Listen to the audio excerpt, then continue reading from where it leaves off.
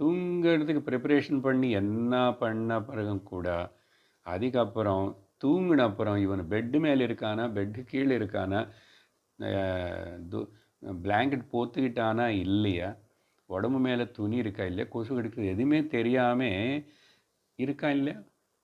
அதுக்கப்புறம் என்ன ஆகிறது, பశ్చాத் மஜ்ஜேத் பரே சுகே, பரமமான ஏதோ விவரித்து சொல்ல முடியாத ஒரு தூக்கத்துக்குள்ளே போகிறானா இல்லையா, போகிறான்.